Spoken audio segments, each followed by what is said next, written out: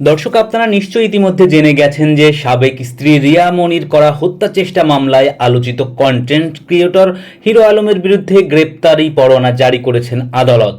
এ খবর জানার পর থেকেই ভক্তদের মনে প্রশ্ন জেগেছে, হিরো আলম কি গ্রেপ্তার হচ্ছেন? এই ভিডিওতে আমরা সেই প্রশ্নের জবাব দেওয়ার চেষ্টা করব। তার আগে দর্শক, আপনাদের কাছে অনুরোধ, আমাদের পার্শ্বচিত্র চ্যানেলটি সাবস্ক্রাইব করে পাশে থাকবেন প্লিজ। দর্শক, এই মামলায় হিরো আলম ছাড়াও আহসান হাবিব সেলিমের বিরুদ্ধে গ্রেপ্তারি পরোয়ানা জারি করেছেন আদালত।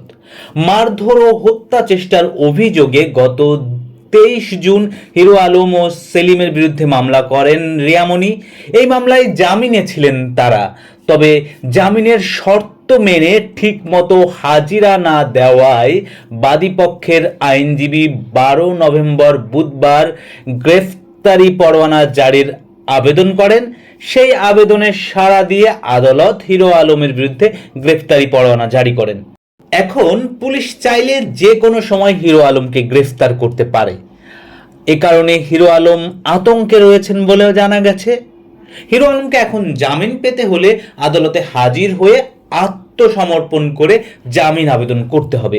তখন আদালত চাইলে জামিন মঞ্জুর করতে পারেন, আবার তাকে গ্রেফতার দেখিয়ে কারাগারেও পাঠাতে পারেন। শেষ পর্যন্ত হিরো আলমের ভাগ্যে কি ঘটে সেটি জানার জন্য আমরাও আপনাদের মতো অপেক্ষায় রইলাম। দর্শক, সাবস্ক্রাইব করে সঙ্গে থাকুন আমাদের পার্শ্বচিত্র চ্যানেলের।